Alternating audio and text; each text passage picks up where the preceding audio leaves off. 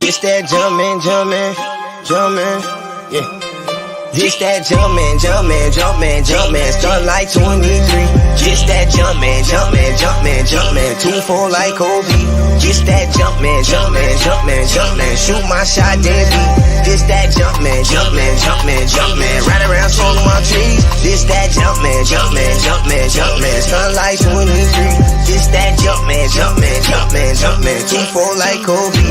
Just that jumpin', shoot my shot, then beat. This that jumpin', right around smoking my trees. I be ballin' in music like Kobe. I'm the greatest to ever do it, they don't know it. What's up, everybody, and welcome back to another episode of Turtles Take here on the Undefeated Sports Network. As always, I am half of your hosting duo, Andrew Tarbill. Next to me, as you may notice, we've got a new face joining us tonight. Our guy Joe's filling in for Vince because Vince doesn't know how to read a clock. I'm kidding. All jokes aside, but Joe, how we doing tonight, man? I'm doing pretty good. How about yourself? Doing well. It's been a busy week. The Bears had their first practice, first mini camp practice today. So Coach Eberflus spoke to the media this afternoon. Heard some good things out of him. The Bulls are going heavy. Unfortunately, they got matched up against the Bucks in the playoffs, which is something that myself and I'm sure a lot of other people didn't want to see, just because the Bucks team is a tough, ruthless team when they're playing and firing on all cylinders. Unfortunately, they are right now, and the Bulls kind of tried to play some hero ball in game one, and it didn't work out well for them. We do have our guy Salim Suterwalla joining us here at 7:15 to recap what happened in game one, what he thinks is going to happen here over the course of the series. Unfortunately, I'll just say this, man. I really don't think the Bulls have enough to get past this Bucks team. I would love to see it. I would love to see this team make it at least through the first round, but realistically, with where this team is right now and just the injuries that have plagued them over the last 20 games, guys trying to get healthy, rebuild that chemistry, I just don't feel like right now this matchup against the Bucks is very favorable for that team. What's your thoughts, Joe, on the series? A Bulls fan, grew up on it. It's rough, but at the same time, it's like it's grateful because the Bulls haven't made it to the playoffs in I believe 5 years, 6 years maybe. Yeah, it's been a while. Yeah, so it's like seeing these Bulls, what they're doing, it has been exciting. And it's just they're missing a few pieces. I think with the right absolutely right more guys. I think like you said, we would love to see him make it past this first round, but this year, I agree. I don't see it. I don't. There's a lot of things missing, and that's just for me watching the first game. I mean, they were close. It's not they didn't get embarrassed. But I mean, there was a lot of open shots that were missed, a lot of shots that they weren't willing to take and weren't driving the ball. Yeah. So it's like, and then one thing, I was thinking about now, I do my little research and stuff, was LaVine. I know he has a mega contract coming up, $280 million, and it's just like max deal, yeah. Yeah, so it's like you're looking out for something like that. But it's like, shouldn't you be on that potential? Like, I'm not saying he's definitely not no LeBron or Kobe, rest in peace, or the other, or Westbrook or any of them. But it's just like you're out there searching, trying to get this money, this mega deal and all that, but you're not playing to that potential. So do you really deserve it? I'm torn on LaVine. I'll be honest with you, and we'll get into it with Salim a little bit here too. I know he's got his opinions about the contract that LaVine deserves, etc. But realistically, I think that LaVine's a great player. He is an excellent number two, but he's not the leader of a team. The Bulls have the leader of their team in Ball now at the point guard position, but historically, Zach LaVine's been hot and cold historically throughout his career in Chicago, and that seems to have hit him again at kind of the wrong time here with the playoffs coming up, and he tried to play some hero ball, took an atrocious three there down the stretch that I mean, I wouldn't have taken that shot if I was Stephen Curry at that point. It was bad shot selection. It was trying to play hero ball, and ultimately shots like that cost you in the playoffs. When you look at the margin error is so small in the playoffs, right? A lot of games are decided by 7 points or less when they're really tight matchups. And looking at this game, it was no different. A couple less turnovers from the Bulls, a few more made shots, and the Bulls won that game. The thing that's most concerning for me is that although the Bulls held their own and it really rallied a comeback there towards the end to ultimately fall short, the Bucks missed a lot of shots in game one. Yes. More than they're going to miss the entirety of the series.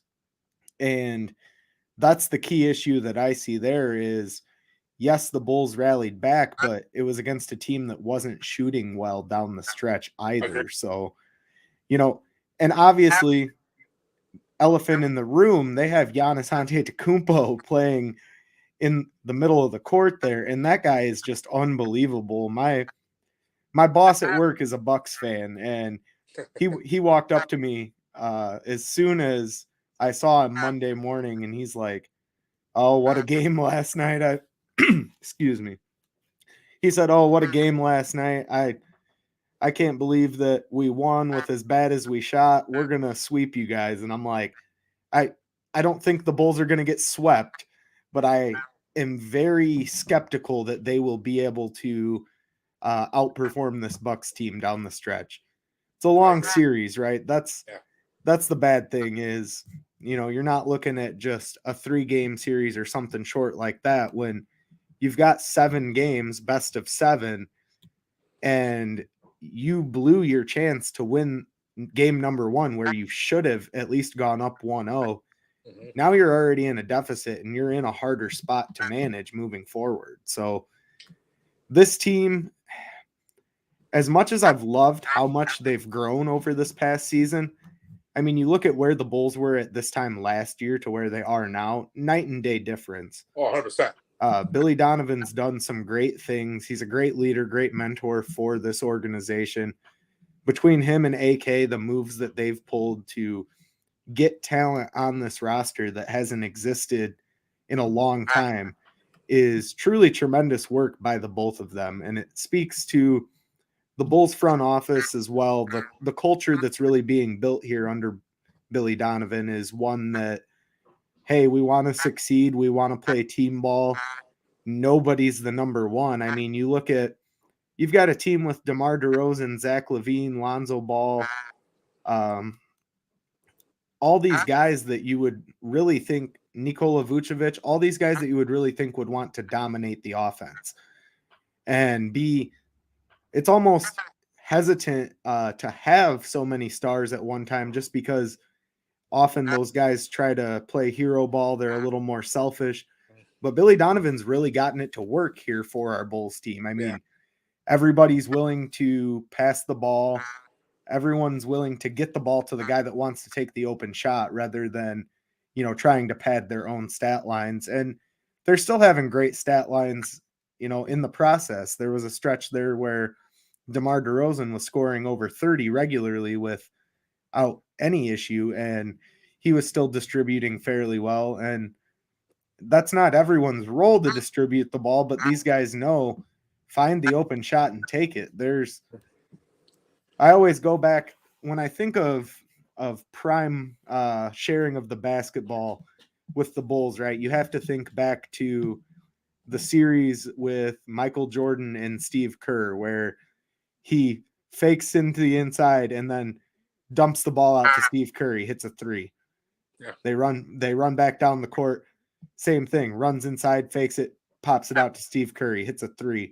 That's the kind of ball distribution that we've seen at times from this team. And it's a good thing to see. I mean, it's promising. This team definitely has a lot more positives than negatives so far over the course of this last year, and they're going to build on it moving forward. That's what's important to me, at least. I think they don't have much longer to go. I'd say a year or two. and they're definitely, the front office is definitely doing something right. They want to bring basketball, the championship, back to the Windy City, which is great. Yeah, absolutely. I mean, it's been a while.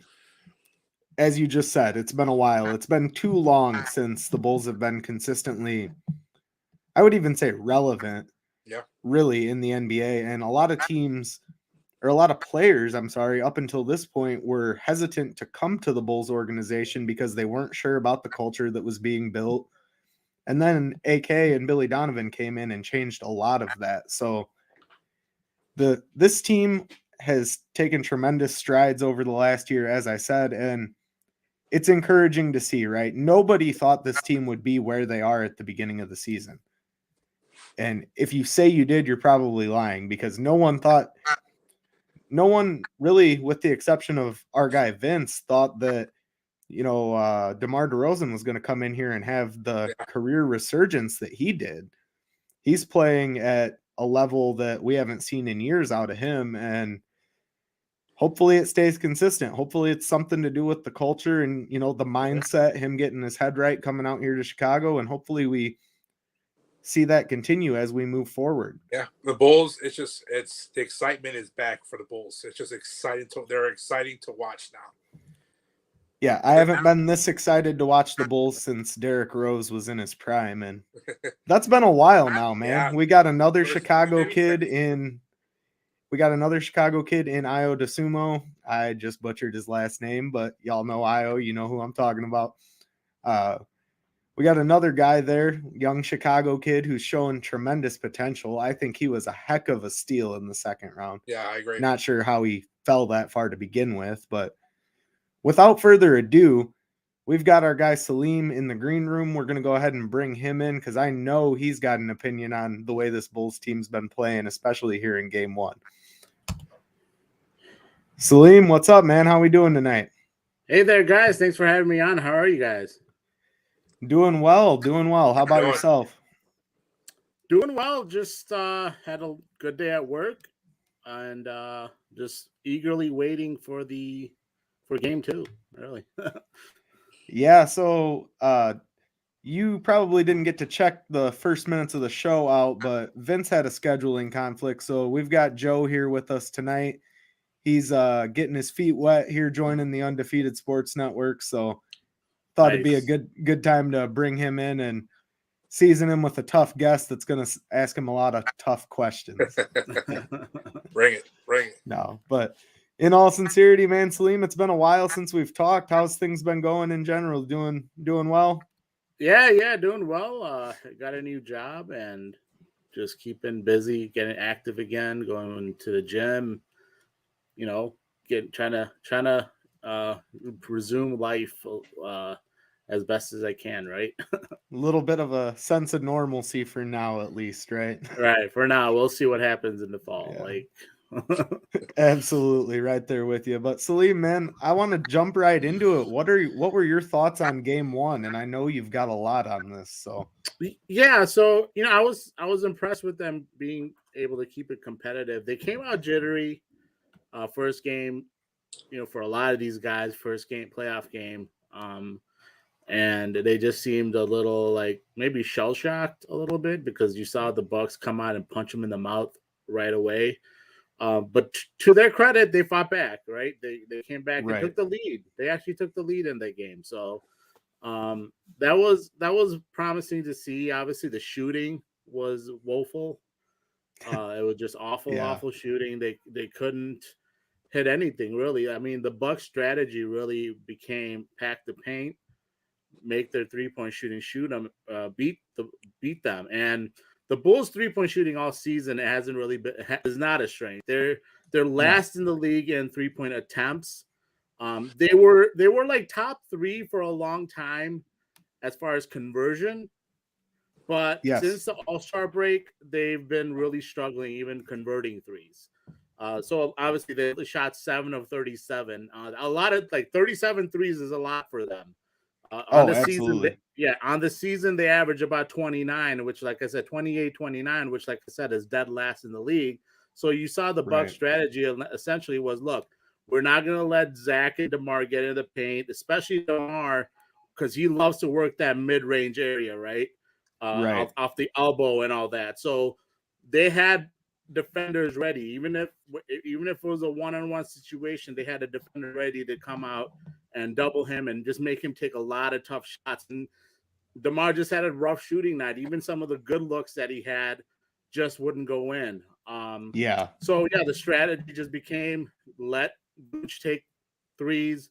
Even that, who is a good 3-point shooter, but obviously just struggled in game one. Like I said, I think he was a little jittery in that regards. But I mean, I'd like to see him bounce back for sure. DeMar needs to bounce back. Obviously, Vooch struggled with the shooting overall, but I thought Vooch was actually pretty good in general. Like he great on the boards, great defensively. He fought inside. Obviously, like a lot of attempts to, he and Kobe in that third quarter really rallied them, and that's how the Bulls were able to take the lead. And like I said, Kobe again, he's been struggling for a while, especially post All-Star, but he had a good game. He did what you want him to do.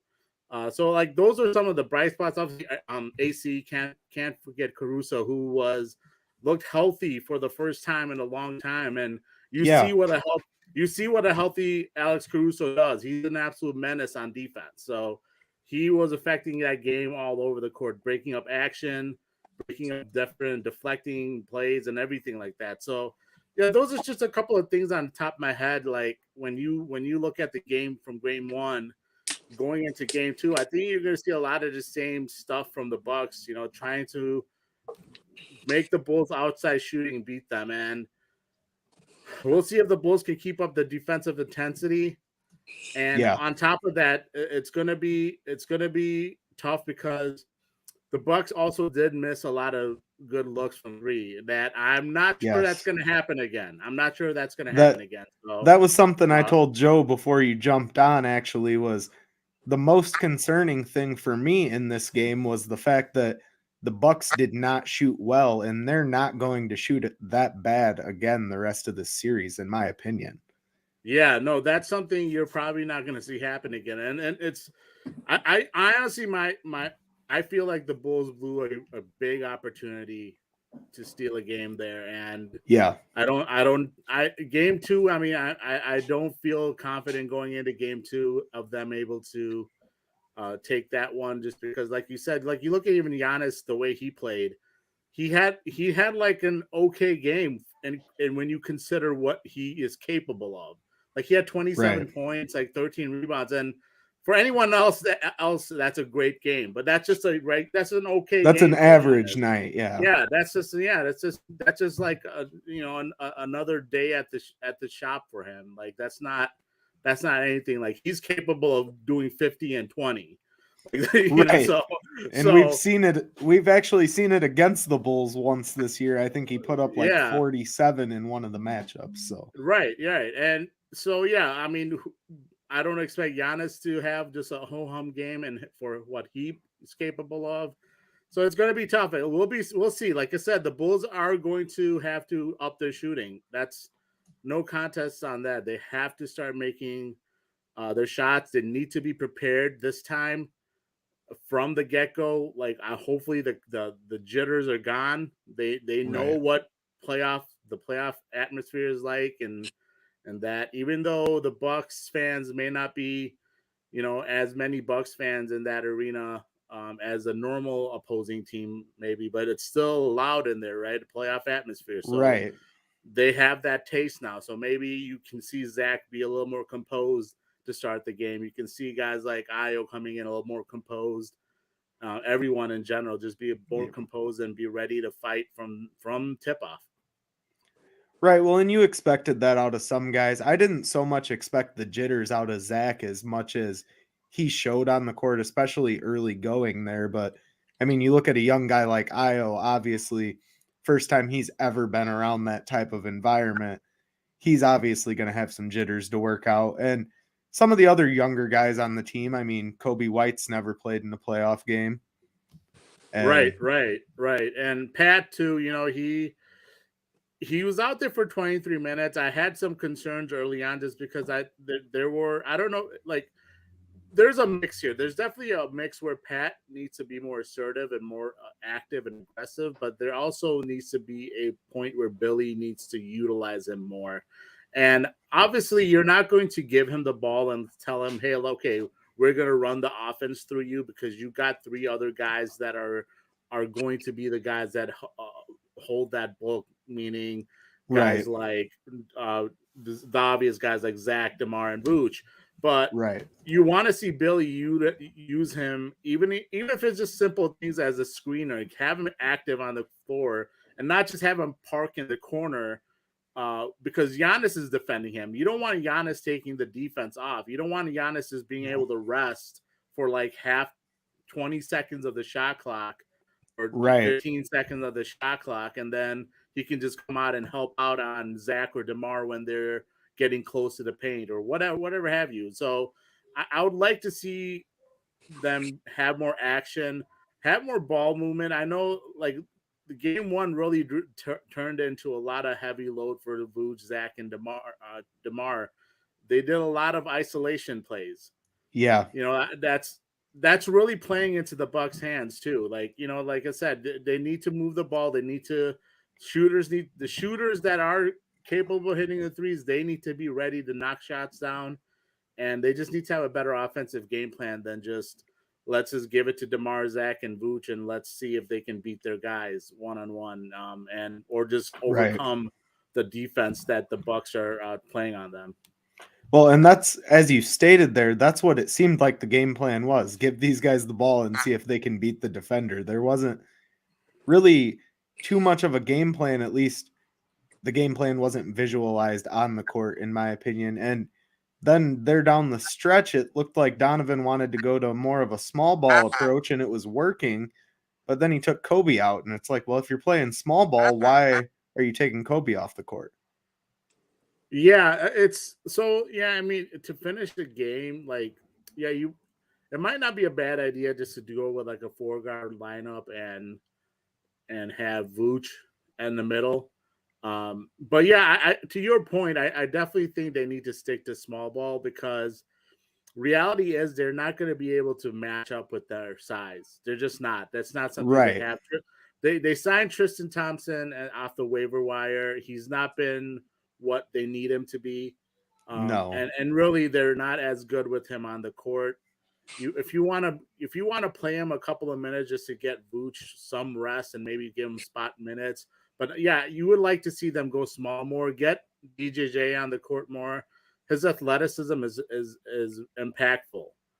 He was able to get like two or three offensive rebounds just because he's so spry. He just jumps out of nowhere, and he's like, you know, he's able to just come out of nowhere, and because how springy he is and what have you. But yeah, the small ball I think definitely needs to stick, and I think they, like I said, they just need to find a way to move the ball more, and because they're not going to be able to get Zach and DeMar in the paint so easily. Like I said, they're gonna have to make shots to make the Bucks have to come out of the paint. Really, the shooters are gonna have to knock down shots, and they're gonna have to have a better strategy offensively, whether they're doing some inverted pick and rolls with maybe DeMar or Zach, like having both of those guys like set a pick for each other.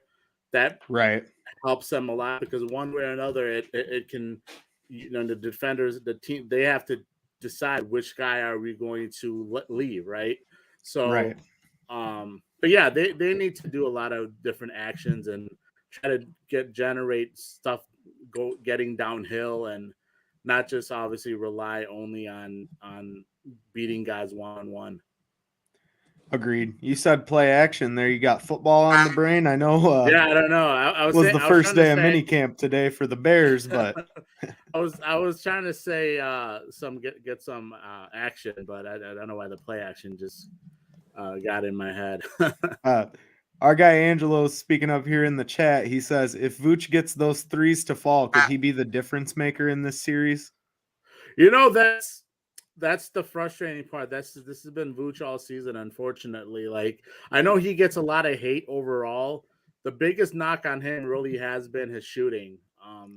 Right. And the other stuff, people really crap on him about defense. Look, he for the most part he does what his role is in the scheme he's supposed to do. Right. Yeah, he does. There's things that he does inside, like when a big is inside in on him, that he needs to be a little tougher on. No doubt about that.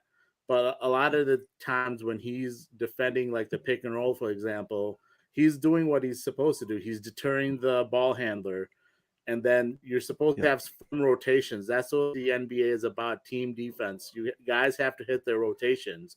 And a lot of times, guys either at point of attack, like especially without Caruso and Lonzo, guys at the point of attack, meaning like guys like Zach, DeMar, Kobe, they're not good at the point of attack. They let guys blow by them constantly. And then you have absolutely Vooch, who steps up to try to stop the ball handler from getting to the basket. Then the weak side defender, who is supposed to cover for Vooch, doesn't step up. Right. And then, people will blame Vooch for his man's, getting an easy. Like, look, that's not Vooch stepped over to help out. Now someone needs to cover for him. That's just how it works, and that's how defense in the NBA works. There's not a lot of necessarily one-on-one stuff. It's all about team defense, really. And the Bulls, to their credit, they played really well team defense in game one. We'll see. But like I said, getting back to Vooch's shooting, that top of the key three that he was like he had that all night, and he's gonna have to hit that. Really, he's gonna continuously have that shot, and he needs to take it, but he has to make it. That's just the reality of it. I know I got off a little tangent there on Vooch because a lot of people like to crap on him, and I've become kind of like a Vooch defender, and it's it is what it is. It's a lot of, I think sometimes it's bad takes on his weaknesses and his strengths, and I just kind of get a little frustrated with that. But like I said, his shooting, there's no doubt, his shooting has been not good. We thought he would be a lot better in that regards. The funny thing is, last season, that top of the key three, he led the league in makes from that shot spot. So really, if we had that Vooch, things would be so much better right now. But it's unfortunately, it's not been. Yeah. So overall here, obviously we've only had game one, so we don't have a lot to touch on in regards to the playoffs. But just as a whole, are you satisfied with where this team's at this point in the year? I mean, are you satisfied with the record? Are you satisfied with the progress that you've seen the players make over the course of the season and the chemistry that the team started to put together when they're not hurt? Because nobody thought this team would be where it's at this time last year, correct? Well, certainly not this time last year, because you didn't really have a lot of moves that were made. Obviously, they traded for Vooch, and their goal was to get into the play-in at least, and they couldn't even do that for various reasons. Like Zach missed like 2 weeks. Him and Vooch never really got to build a lot of chemistry. Right. They just couldn't. They couldn't get that play-in game. Before the season started, I predicted like 45 to 48, like 47 wins, and that they would finish. They would finish fifth or sixth seed. It's kind of expectations, right? So when you see them coming out strong, see them playing, they had the first seed in the East at the All-Star break. Now, certainly there was a lot of, signs showing that, that wasn't really sustainable, because you had, obviously the injuries were a big part of it. When this team is fully healthy, they don't have a top 5-10 player, but their whole is better than some of their parts. That's something I've been consistently saying. So when they have their full roster, full lineup, like especially when they have all of like Zach, DeMar, Vooch, Lonzo, AC, and those 5 guys at the very least, all on the court, they cover each other's weaknesses, and they they build and they up each other's strengths, like make their strengths stronger, because they really work really well together. It's kind of like it's kind Yeah. of like a really good college team. You see some of these like and it's an analogy I'm using, because sometimes you see Oh, absolutely. in the NCAA a team that has a lot of good chemistry, a lot of guys that do things well, that really cover for each other. They end up going far in the tournament, right? Same way with the Yeah. Bulls, they kind of have that type of thing, and you take one or two guys away from that, it does not look anything like what it did when they were No. there, right? And that's I the thing. So when you don't have, like, for example, for if you look at a team like Philadelphia or the Bucks, they had a lot of injuries all season too, but right. they have Giannis, they have Embiid, who are top 5, top 10 players. Right. Giannis is arguably the best player in the league. Embiid is arguably going to be the MVP. He's a top 3 player in the league. Right. So those guys can cover for deficiencies. But when you don't have those kind of guys, you're not going to be able to cover for those deficiencies when you're missing certain aspects on the team. And again, that you can do better as a GM to fill out on the margins on certain moves to try to fill those roles on the bench, which AK I think will Right. do coming into this offseason. But that's the reality of it, right? And so, like I said, to kind of get back to expectations. So, like, I was expecting before the season started 45 wins, 5th to 6th seed. But once they started playing so well together, I was like, you know what, we can be a top 3 seed. Injuries happen, all these other variables happened. It's kind of disappointed to see them kind of the face dive after Right. the All-Star game. It's kind of like when you're even another analogy, another bad analogy I'll use. Like when you're expecting B's and C's for like, let's say you have a kid and you're expecting them to get B's and C's at least. And Right. that's you'll be happy with them, because they didn't have B's and C's before. They would get D's and F's before. But all of a sudden they come on board and they're getting straight A's. They're getting a B here or there, straight A's. And you're like, yeah, this is your expectation. Yeah, I think you can continue to do this. And then all of a sudden you see them getting all C's and B's. It's like, well, it's better than the D's and F's that you were getting. But what happened to the A's and B's? Like, No, I get exactly what you're saying there. right? And that kind So of yeah. mentality is exactly what I experienced as well with this team. I was like, oh my God, we're first going into the All-Star break. This team's really going to do some great things. And then, as you said, just trajectory went downward after the All-Star break and kind of got back to that level that they really should be at, right? And ultimately settled there for the playoffs, and it got us this matchup against the Bucks. Right. And I'll say this too, like, even let's say even if they did settle at 6, and if they had Lonzo, things are much different heading into this playoffs, because Lonzo does so many things that make this team better. He's just a high impact player. He's a high intelligence player where he makes winning plays regardless of if he is a huge offensive production guy, but obviously shooting is the number one thing that he brings that the Bulls severely lack. He takes about 7-8 threes a game and connects at 42% on those. That's major. That we need that right now. Exactly. Defensively, he's one of him and AC together. They were two of the best, like, on the ball point of attack defenders in the league. There's stats out there that showed that they were up there. And they made such a big impact together, just being able to get in and disrupt a lot of defensive because of their physicality, stripping the ball, getting deflection, getting steals, getting on the break. A lot of easy points come because of Lonzo, because he is such a good full court point guard.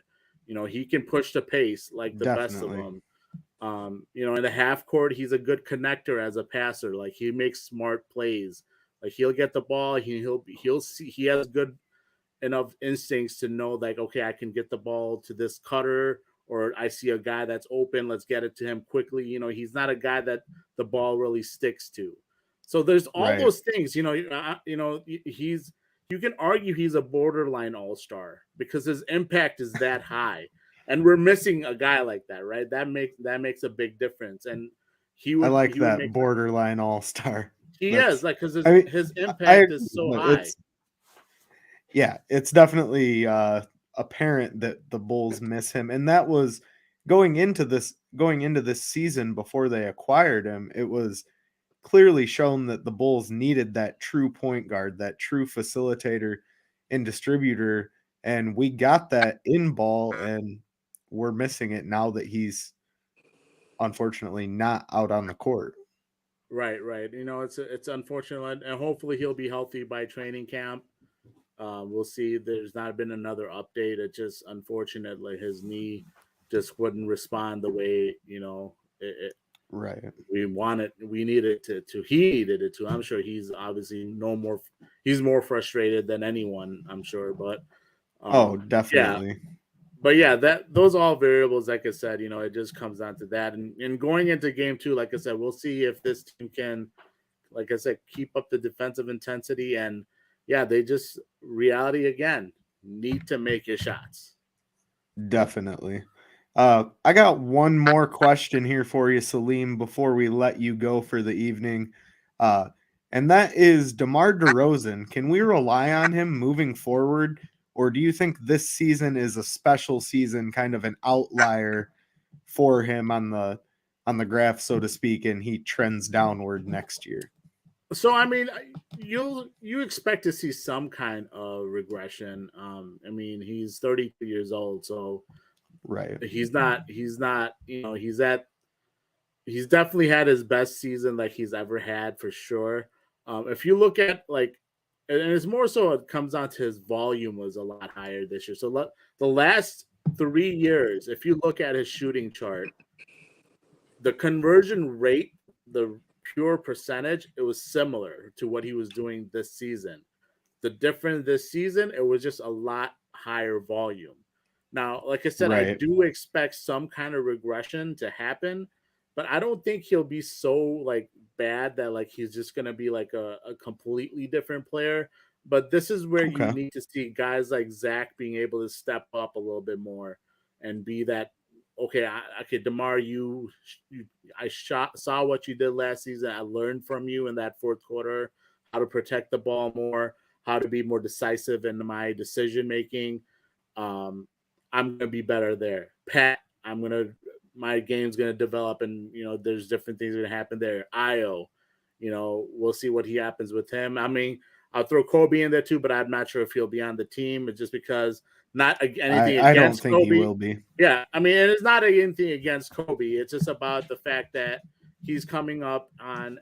He can technically be extended this offseason, but with so many guards in the backcourt, it might make sense to take his talents and replenish it somewhere else, like a spot on the roster that we rather need more than he's kind of a luxury at this point, in a sense. And it might be better for him too to get to a place where he can get consistent 30 minutes a game. And he's still a young developing player. I know like I said, a lot of Bulls fans got frustrated with him. There was that 2-month span from January to end of February where Kobe was a very positive player, and there was a lot of games that we would not have won unless we didn't have Kobe. So he's 22 years old. He still has potential to be a good player in this league. It just comes down to a situation where the Bulls at this point, they're looking to win, and they need to utilize everything that they have to try to get better. Yeah, touching on Colby there real quick, I will say, Salim, when we talked a little bit earlier than this time last year, I was down on Colby bad, and you were one that kind of changed my opinion on him a little bit and brought me back to reality, so to speak, of what you should expect out of him. at that time last year, he was going through a little bit of a rough stretch shooting, but he was still a developmental player. You know, you pointed out a lot of the bright spots that you were seeing out of his game. And we've, as you said, we've really seen that develop this year, especially January to February timeframe. He played some really good ball and contributed some great minutes for this team. As you stated, I don't see that he'll be on this Bulls roster next year. I think they deal him to another team where they can get some depth at probably the 4 and maybe the center position. I'm not thinking that we're content with just Vooch and Tristan Thompson as our options moving forward. I think they bring in another big man just to further solidify that. You know, you touched on Vooch, and his defense is not as bad as a lot of people like to discredit him for, I'll say. Right. But in all reality, I think that, you know, everybody wants a big time defender, a mean guy in the paint, the Shaq type center that doesn't exist anymore, that can just hover in the paint and block shots, rebound at an incredible rate. I mean, obviously you see that out of guys like Giannis, Embiid, Joel I mean, Embiid, and the rule changes are different too. You can't just sit in the paint anymore. Nowadays, you can't just sit in the paint. You get 3 seconds called on you. Back in the day, Right. you can sit in the paint. That rule wasn't there. You could. The illegal defense was a little different, you know. Yeah, exactly. But yeah, you know, it's like I said, you know, I've said like Vooch, certainly I won't say he's a good defender, but he isn't as bad, like I said, what people try to make him out to be. And certainly, like I said, the Bulls definitely need a better, maybe a more athletic backup for him. And then maybe, like I said, maybe you can get somebody like, you know, a guy that I was really hoping the Bulls could try to get a trade for was a guy like Kyle Kuzma, who would fit in really well at that 4. Like he can spread the floor, great on the boards. You know, he would be a huge upgrade to a guy like Javonte Green. Obviously, you know, we'll see what happens with Pat. I think, you know, there's still a lot of potential there, but you know, you need to. It'll be interesting to see what happens, because it comes to a point where it's like, look, if the Bulls are about winning, you can only wait for so long for someone to be, you know, you can only wait so long for someone to be ready to contribute. You know, Pat needs to start showing more. I mean, I thought he did show a lot to the last 6 games of the regular season. I was excited to see what I saw from him. In this playoffs, I mean, it's his first ever playoffs. It's hard to really judge him a lot. But next season, start of the season, hey, it's go time. Like, you need to, you know, you need to be out there constantly positively affecting the team and like I said, in a positive way, helping them win games. And you can't come out with games where you know, have 5 points, 3 rebounds, like an assist or whatever, and you played like 25-30 minutes. That's not going to cut it. You need to have a lot more impact on the game than you know he has for most of his career so far. And like I said, there's reasons for that. That's not a knock on him. There's obviously reasons why he's not been able to do that, because obviously he's lost a lot of time with injury and with the pandemic, not being able to have a training camp. Again, he missed 2 back-to-back training camps. The year before last, coming into his rookie year, because of the pandemic, there was no summer league, there was no training camp. Then this season, he sprained his ankle and missed training camp entirely. You know, and he was never really healthy this season until like the last month of this, a month or so of the season. So, yeah, I think I'm not out on Pat. I think there's still a lot of potential, and I think he can still be a good player. But yeah, I think starting at least the start of next season, I'm not going to put, like I said, I'm not going to put a lot on him in this playoffs. It'll be great if he can contribute more. I'd like to see him contribute more. But I think the start of next season, when it's like, okay, Pat, it's go time. Like ideally, hopefully he can stay healthy. That's going to be a big factor too. But if he is healthy, he's going into training camp, going into season. You need him to come out ready to go and ready to be that aggressive, assertive Pat that, we need him to be. Yeah, and that's, as you said, the last few games of the regular season, he was playing really well, but I think he's got to get into that consistent rhythm, and we'll see it next season when he comes out. As you said, foot on the gas, full go, let him be his player, let him be that aggressive player that he needs to be, and really see where he's at. Give him 15 games to really get settled in next season, and then start judging Pat. A lot of guys, and myself included, I just mentioned it with White and my feelings on him last year. A lot of us guys, when we're giving our opinions, we're so quick to get frustrated and, let that oversight the reality of who a player is in the bigger picture. You see, one bad series or even one bad game, sometimes Bulls Twitter's going crazy. And it's like, no, if the guys on Bulls Twitter ran the Bulls organization, we'd have nobody left by the fourth game of the season. Oh, exactly. And I also say there's a lot more nuance involved in analyzing players. Like, look, certain players don't live up to certain expectations. Certainly that you can say that, but they don't suck. They're just that the role and expectation we had for them, that's not who they are, but they can still be contributing players. Like, you look like a guy, again, I'll bring a guy like Vooch again. A lot of Bulls fans are just done with him. They think he sucks. It's like, look, he doesn't suck. We needed him to be a top 3 player, a third option on offense. He has not lived up to that. He's probably best suited as a 4th, 5th guy. And unfortunately, the Bulls don't have a third, really a guy that can take over him. So he has a lot more responsibility on him than, expected to. And like I said, I agree with people that said that he's not lived up to the expectations that we had for him, but he doesn't suck, and he can still be a contributing player. And he has on many nights been a contributing player. So it's like I said, there's a lot more nuance involved in these discussions. I mean, there are some guys who just, are not good and they'll never really make it in the league. We've had those guys on the team, certainly. Wendell Carter. Wendell, no, he's definitely showing a lot in Orlando, and I think he's done well in Orlando for sure. That another factor is where you need, a change of scenery, and that's something that he got to have a fresh start, and I think that's been beneficial. And he was a young player. Last year he was 21. He's now 22 now. Right. Same thing. It's hard to really say for young players like what their future will be, especially when you see the raw potential that they might have. No, absolutely agree. Salim, it has been great having you on with us again. As always, we appreciate your basketball insights.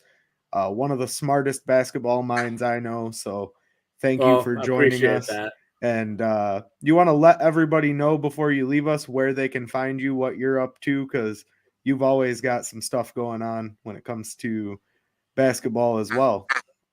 Yeah. I mean, I do a Bulls podcast called Bulls Gold. We're on the Barroom Network, but you can find us on any major or minor podcast platform under Bulls Gold as well. And then you can follow me at Salim_BG Hoops. My co-host Edward is at Edward Schuler Jr. And then we also have a Twitter account for the pod. It's at Bulls Gold. So yeah, give us a follow, give us a listen. I'll rant and ramble sometimes I tend to do that sometimes. I ramble and then I get into different tangents. Fine. But I appreciate you guys having me on. Oh, absolutely. If the Bulls make it past this first round here, I'll be reaching out to have us do this again. So, I'm just hoping they can get one game. We'll see if they can do that. Yeah, we'll see. Hopes are not high, but yeah, I'll go for one game with you. But with that being said, Salim, it's been great as always, my friend.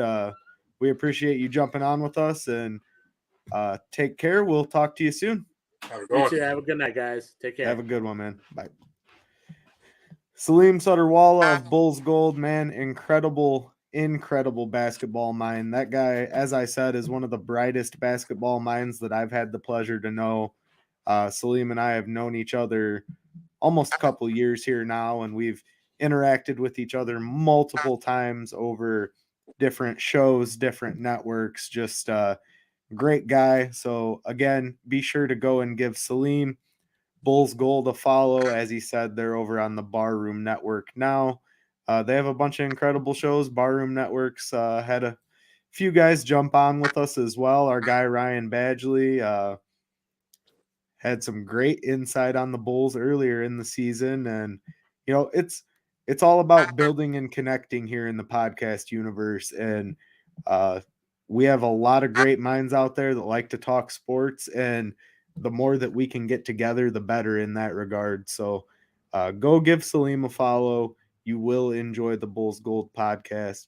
With that being said, before we wrap this thing up, as much as I've loved talking about basketball, I want to talk a little bit about football, Joe. And I know you're a big football guy, so I am.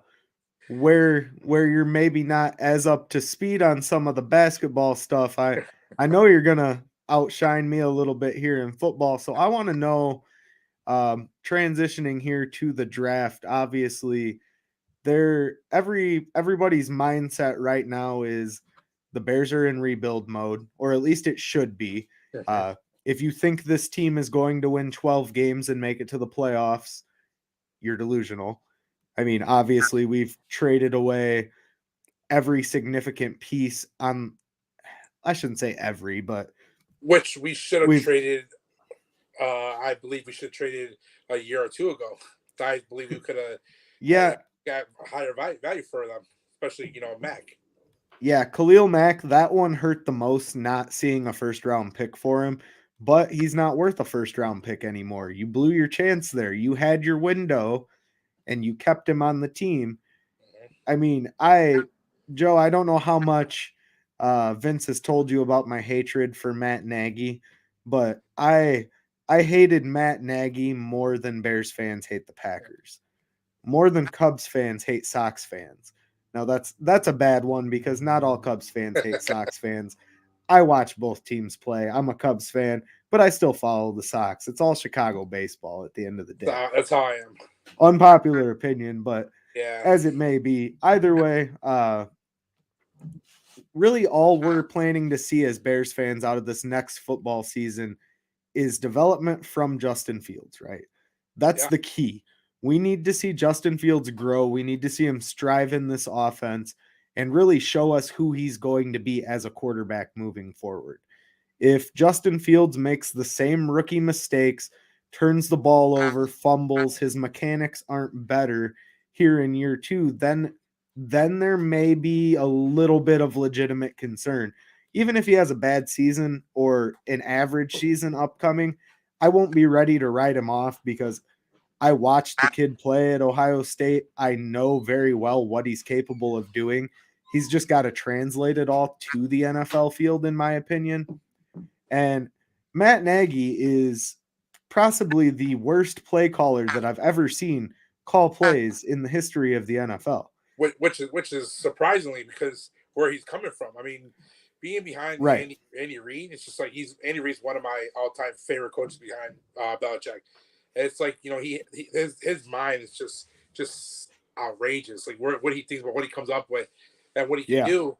And it's just like, at first I was excited for Nagy, and then just seeing him, throughout the years, and then his comments and then the way he was going about things, and then his ego was just so big. You're the head coach. You have our coordinators for a reason. Why are you trying to handle every coaching thing? Take us back, Steven. When Lazier was calling a place, we were making progress. We were moving forward. Yep. And then I got to take the play calling back. Yeah. I got to be Mr. It. And that was my not to cut you off, but my favorite analogy with Matt Nagy is he was always trying to fit a square peg into a round hole. And that's exactly what you're alluding to. The man would not get out of his own way when it came to coaching, and at the end of the day, it cost him his job because he couldn't get out of his own way. If he had just let Bill Lazor, after Bill Lazor took over play calling the season before last at the tail end of the year, if they would have went into the offseason, went into camp, and then the regular season last year with Bill Lazor calling plays from start to finish, the Bears probably would have won 2 or 3 more games, and Matt Nagy would probably still be here in Chicago. 100%. I mean, and if you go back, like I said, football's a big part of my life. I mean, I played it college-wise. I played arena, played, semi-pro. I got invited to a couple NFL camps. Right. It's just sad. Like, they go, like I said, going back, you see they've only lost, and they didn't get blown out besides maybe like a game. I mean, No. but they always lost by 3 or 6 points. Yeah, and that's the thing that bothers me the most about where the Bears team was last season is Justin Fields, man, build a game plan around that kid. I preached 100%. that so much last season on excuse me, every single podcast I did related to football. I was, come on, Matt Nagy, get out of your own way, build a game plan around Fields. And, I'll say this, my dad's a 49ers fan, and I've told this story to fans of the network multiple times. But for you, Joe, who hasn't heard it, my dad's a Niners fan. He's never been to an NFL game. So I took him to the Bears-Niners game at Soldier Field this past season. I was at the playoff game when the double doink happened. I was at the home opener for the 100th year. I was at the home opener against Seattle in 2018 where Mac blew up. I've been to some big games as of lately at Soldier Field. Same. I have never heard that field so loud as to when Justin Fields ran that 4th down touchdown run in the end zone. And our seats are right in the south end zone. So I was right there looking at him going crazy. And I'm just like, man, this is Bears football. This is what we've been waiting for. This is the guy that I can get behind and be excited about 100%. as my leader. But and that's thing, I'm scratching my head a little bit. Like, I was really big on Allen Robinson. I mean, huge talent, great kid. But then, like, I lost faith in him. Why? Because he didn't seem like he wanted it. And again, like me being me, like, a football fan, like, if I want that big contract, I'm gonna work for it. I'm a firm believer in it. If you want to be the best, Right. you gotta go up against the best. And a lot of times he didn't fight for the ball. He didn't run full speed. It's like, that's why I like Mooney. Mooney, he's not the biggest, but he has a lot of heart. He's a huge playmaker. Oh, absolutely. And my thing is right now, it's like, there's a lot of big names who are out there in this free agency. And I didn't see polls, kind of go out there after them. So I'm kind of curious what they're going to go in a draft wise. But it's just like, you don't right now, even back, last season, the receiving core wasn't all that. Cole Kmet, I think he has a huge future, a bright future ahead of him. I think I know this is big to say, but I do think he would be top 5 tight end in the league. I mean, okay, physical. He's smart. I mean, he wants to learn. He wants to play. He fights for everything. He's going. And if you notice, watching everything, he's at every tight end's camp. He got, a lot of top tight ends didn't get invited to the camps last season, even this year, and he was there. He actually works and is very close with George Kittle, George Kittle's phenomenal. Which is awesome. I always go back to the clip of George Kittle when when the 49ers pushed the Bears into the playoffs, and from that San Francisco win, I believe it was over Arizona, and they interviewed him at the presser after the game, and they're like, well, what do you think of the Bears getting into the playoffs because of your win today? And he's just like, I fucking love the Bears. Yeah, he's a Bears fan. Not buying $20K to say it at the podium, but he didn't care, and that I would agree with you as far as Cole Kmet is definitely looking a lot stronger. He's looking bigger. You can see he's putting on some weight. They're saying in all the right places. Muscle. And that's going to be huge for his development. And training with a guy like Kittle, I mean, absolutely solidifies, some of the fundamentals that he's going to need to be great. Exactly. And that's the one thing, like, I try to explain to a lot of people, like, because how Chicago fans are, they're brutal. Chicago's very brutal when it comes to sports. But it's like, my thing is, my frustration with Nagy was, Jimmy Graham, is he like he was, 3, 4, 5 years ago? Absolutely not. But he's still there. Like he did, he could have contributed to the team so much, and they didn't use him. I mean, you have him, you have Cole Right. Kmet.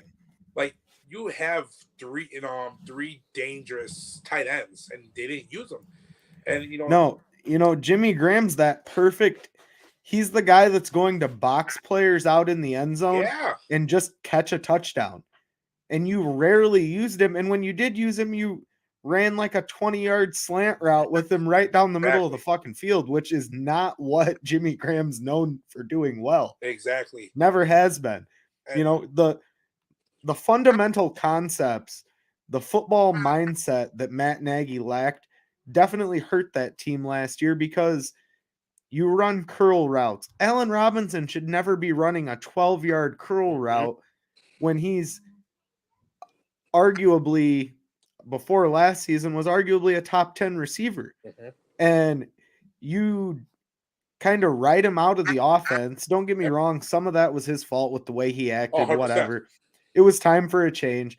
But you just, fundamentally, you don't know what you're doing. You go on air after the Chargers game in, I believe it was 19. I was holding the flag on field at Soldier Field before that game, as a matter of fact. High five 2 of the Chargers players, fun fact. But after that game, he came out and said, I didn't come to Chicago to run the I formation. And it's like, well, if you got 112 yards from scrimmage in the I formation, it worked. I don't care what you came here to do what works. Yeah, 100%. And that was always the detriment. But I'm sorry I got us off on a tangent talking bad about Matt Nagy. That's easy for me to do anytime anyone mentions his name. So it's just excuse me. When my thing is like he was more focused on the play action. I don't like that. And there is, I mean, yeah, obviously you got a mobile quarterback in this league. You need to have someone that's mobile, but it's with an unexperienced quarterback in the league in the NFL, it's not going to work. I mean, it's just they're too. No, well, and the problem there, to elaborate a little bit on what you're saying, the problem there with the offense was, yeah, you want to get into these play action schemes, but nobody believes you're going to run the ball when you only run the ball 8 times a game. Yeah. It's like you got to at least get the ball on the ground 25, 30 times a game to get them to respect the play action. Exactly. And the worst part about it is, like, I'm a huge fan. I was a huge fan of Jordan Howard. I think, he was a ball. He was phenomenal. They got rid of him. Okay, fine. Then he got Montgomery, who's bigger, faster, stronger. He has so much heart, like so much. But now it's like you had Herbert come in, and what that kid has done is it was just phenomenal. Especially, and if you notice, Herbert was the only running back to rush and receive, have over 100-something yards against the top defenses in the league. Buccaneers, for example, like Green Bay, like there could have been so much we could have done, and it's just they did it. All he kept doing was dumping the ball off here, pass it to whoever, and then take off. Like, no, it wasn't working. They catch on so fast, and it's just like with the Bears, it's very frustrating. But it's like it comes down to the fundamentals. It's the easy stuff, and Nagy wasn't doing it. No. Right now, like one thing I'm really big on, man.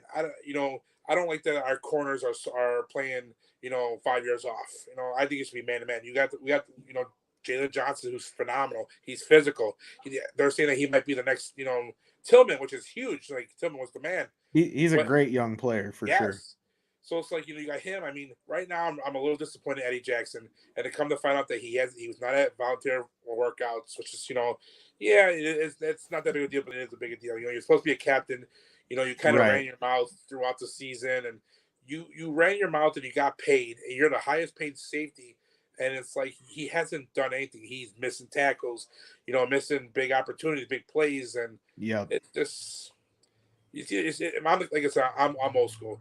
You shut up and you play, or you just sit on the bench. Yeah, absolutely. I agree with you, and that's something during the course of the regular season that I stated a lot was, man, Eddie Jackson's tackling has just gone out the window completely. And Coach Eberflus is giving him a clean slate. That's fine. I'm an Alabama fan. I watched Eddie Jackson in college, and I'll tell you what, he is not the player No, that he used to be, and I don't know that he'll ever get back to that level. Yes, he's getting a little bit older, but I just don't. The heart's not there for me anymore. Personally, I don't think that. I think he's one of 27 those years old, guys that but got paid, and now that he got his money, he's like, oh, I can take it easy, and maybe he'll prove me yeah. wrong next year, but that's what I'm seeing so far. And At least last year. the one thing I noticed too, it's like, we have all these big names, and a lot of people are like, oh, Mac and Hicks, and those type of guys. It's like, but if you really notice, our defense really shined when it was the backups. They had the most heart. They played to the whistle Yeah. was blown. Like Yep. it was like we had a top 15, whatever defense, even 10. I think at one time during the season we had a top 10 defense, and it's like it was with Yes. our backups. It Yeah, wasn't with you're Mac not or wrong, Hicks. and a big part of that is hard. A big part of it, obviously, as well, a lot of the starters were playing hurt before they went out, which gave those backups the opportunity. But either way, I do understand what you're saying, and I think that you don't always have to have big names to be successful. No. Obviously, one or two major role players helps. We've got Roquan Smith right now. He's the role player. We've And he obviously deserves to get paid. Robert Quinn had an excellent season last year, tying the Bears' all-time sack record over the course of the season. Yep, we've still got pieces where we can be competitive. But before we wrap up here tonight, Joe, I really want to know, give me your thoughts on the draft. Where are the Bears going with, I don't want to say with the first pick, with their first pick That's their first pick. in the second round? Where do you think they're going? And then I'll give you where I think they're going. I honestly, I really do think, from what polls has come out and say, I think he's gonna bring out some magic. I really think he's gonna go in all in. He's gonna go get that receiver from Ohio State who played with Justin Fields. I really do. Yes. Think he's gonna get him. Yes, I am right there with you. Spot on, no joke. I was literally going to say he's going to trade up and go get Olave. I think that is going to happen. They are going to recreate the Joe Burrow, Jamar Chase connection and I'm an LSU in guy. Chicago. I'm an LSU guy, and Joe Burrow's my guy, and so is Chase. And it's just like, look at the chemistry they have. Look what they do. I mean, if you pay attention to Joe Burrow's Twitter and all that, everywhere Joe Burrow is, there's Chase. Even his offensive line, there with every him, yeah. holiday, his offensive line is there. I mean, they do everything together. So now, which is funny, because Justin Fields was just at the Bulls game with his offensive line. Like, okay, I saw that. Yeah, so they're building. If you're really going to build this team around Justin Fields, you have to go out and get his weapon, and that's that young receiver from Ohio State.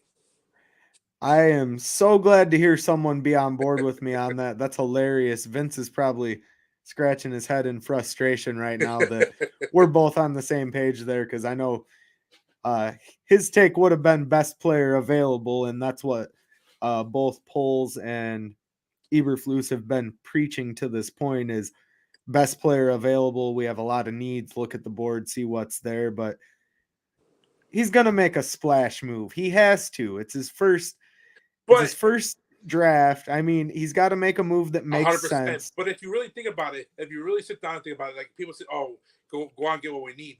We don't really. Yes, we have needs. Yes, there's spots that we need to fill. But at the same time, like the offensive line, we drafted 2 very talented offensive linemen last year. We got that. Absolutely. So we went out. We signed all the center / guard from the Packers, who's huge. Okay, they just announced that he's going to be the starting center. Okay, cool. Yeah. White. You still got White here, who's my all-time favorite offensive lineman from the Bears. You got him. So you say we all that right now. What the Bears need to look for is they need that dominant lineman, which hopefully that guy from the Chargers, he'll fill that role. And then you need another corner, and then hopefully a safety. That's all you need. And there's still some very big names out there, free agents that, that's honestly going to be, take a low pay to come play somewhere. Yeah, so, I don't disagree from that aspect. I think this team, although this team sold off a lot of assets at the end of the season, which they should have, they did exactly what they needed to do to solidify their cap space, get right, even get a couple picks here in future drafts here and there, and that's what it's all about, right? This team is in rebuild mode, and as you said, they're not that far away. I think it'll be interesting to see what the gaping hole for me is at wide receiver, because you don't have a true number one. So go get that true number one. Exactly. You pair him up to Darnell Mooney as a solidified great number two. Yeah, Mooney doesn't have enough to be the guy, in my opinion. Yes. He's not the number one. But you pair him up against 6 foot. He's 200, I believe, 15 pounds, 10 pounds. Yeah, he's a little too small and a little too lanky at this point to be a number one. He's not going to get taller. Maybe he'll get a little bit bigger build. Maybe he'll put some weight on, but realistically, he's not a number one. So go get your number one. Then you have a strong 1-2 punch, and you've got like fucking 15 guys you can throw in the slot at wide receiver 3, 4, and 5. We got like 8 tight ends again, so it's like, yeah, gosh, I hope they cut that down to below 5. I mean, that was not last season, but the season before. Looking at the roster, it's like, okay, well, we clearly have holes. We have 14 tight ends going into camp. Yes, it's crazy. I remember a lot of them had talent. They were talented. Speedy, great hands. I mean, I think it was the one tight end thing was Daniels. Like, he had 2 touchdowns last season. Like he was a speedster. He had great hands. Like, it's just Matt Nagy wasn't it. So I am looking forward to this new head coach, and I like what he has done. I like how they didn't just let's bring the whole coaching staff from the Colts over. Like, no, they took their it was a little bit of rush time, but they took their time. They built their staff. Exactly. And I think it speaks a lot to the coach that Eberflus is. I was a little skeptical with the hire just because we went out and got a defensive-minded coach, which didn't sit well with me at first. I go get an offensive-minded guy. I wanted Brian Daboll to be the head coach of the Bears. There's no secret about that. And I was frustrated when they made a defensive-minded pick originally, but then you go out, you get a proven offensive coordinator from the Packers, which I think is a heck of a pickup. I mean, you get a guy that's worked with Aaron Rodgers, knows how to call plays, is proven in that role in Luke Getsy. And then you get Coach Eberflus coming out and saying, I'm going to be a head coach. The defense is not going to run directly through me. The offense is not going to run directly through me. I'm going to be a true head coach. Yeah. My coordinators are going to do their jobs. And that kind of spoke volumes to me. And then I took a step back and I'm like, okay, the more I hear out of Coach Flus, the way he carries himself, the energy that he brings to the room, I really enjoy. So I'm really excited to see what this team does. And draft day is always one of my favorite days of the year. Same here. I'm sure we're going to be doing a little draft day special again here on Undefeated Sports Network.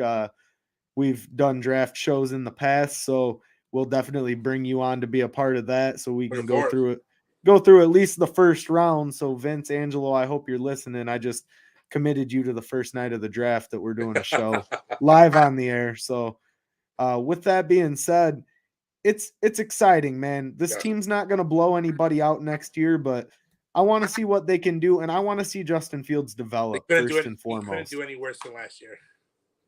Exactly. I mean, even if they go 500 and Justin Fields shows even small strides of improvement, if his trajectory is going up, I'm all for it. And it's not a wasted season, in my opinion. So we'll see what happens. But, man, the draft's coming up. It's exciting. And we got a comment from our guy Angelo here in the chat. Joe is going to be great on the new wrestling show on the Undefeated Sports Network.